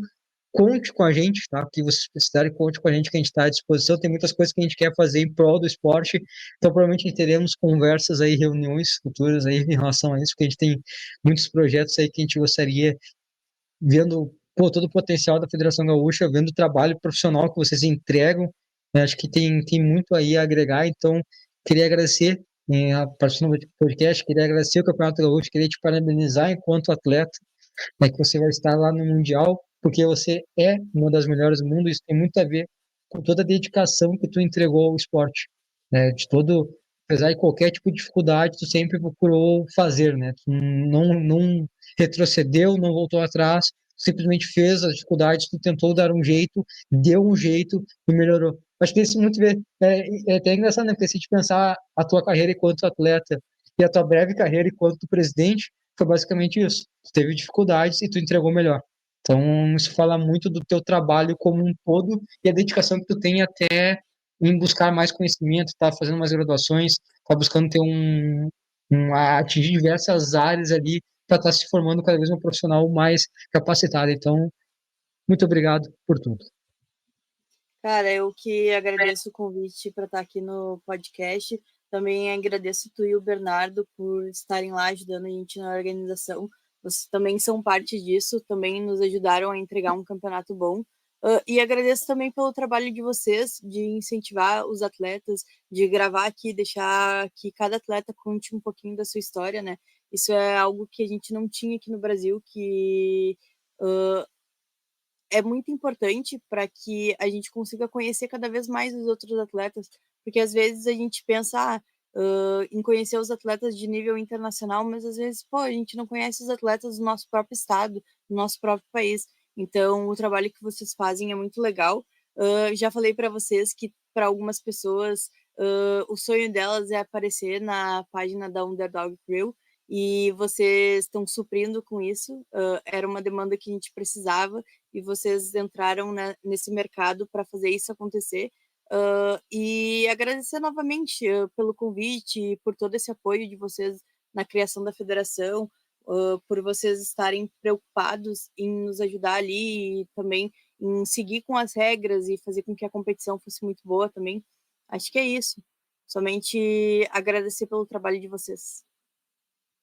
É engraçado, eu hoje em dia parece que assistir competições nacionais eu gosto mais do que assistir internacional. Tipo, antes era só ver só fora, e agora, tipo, tá, tem campeonato aqui de fora, eu vou olhar, mas eu quero trabalhar muito mais cenário nacional. O que a gente faz hoje, e eu digo assim, o que eu estou fazendo agora, eu dá aflição porque eu vou fazer coisa muito melhor. Então agora parece que eu estou fazendo assim, eu fico, cara, ano que vem, aguarde ano que ano que vem vai ser o ano que eu vou conseguir chegar mais perto do que de fato eu quero fazer. Fico feliz que isso tenha revertido de forma positiva a diversas outras pessoas, mas é o que eu falo para todo mundo, a gente está só no início, não é isso que eu quero fazer ainda, não está nem perto, a qualidade, tudo tá longe ainda, mas eu acho que dá para gente fazer bastante coisa positiva em relação ao esporte. Eu queria agradecer a você que acompanhou esse podcast até o final. Não se esqueça de se inscrever no canal da Undercrew. Não se esqueça de se inscrever no Instagram, seguir a Maria Vitória em seu Instagram para estar acompanhando a vida dela enquanto atleta, acompanhando ela no Mundial. Ver o post aí para as pessoas se acompanharem, porque agora não, já competiu no Mundial passado, é uma referência. Agora, tu falou, né, que eu conhecia as atletas lá que eu via no Instagram. Agora as pessoas conhecem a Maria Vitória quando ela vai na competição, as pessoas ficam felizes. Tu tá nesse patamar que antes tu enxergava as demais atletas, agora tu está lá junto com elas. Então, sigam a Maria Vitória, sigam a Loss.underdog, acompanhem nossos canais, compartilhem, curtem, façam o que vocês têm que fazer aí para colaborar com o nosso trabalho. E por hoje era isso. Até o próximo. Até.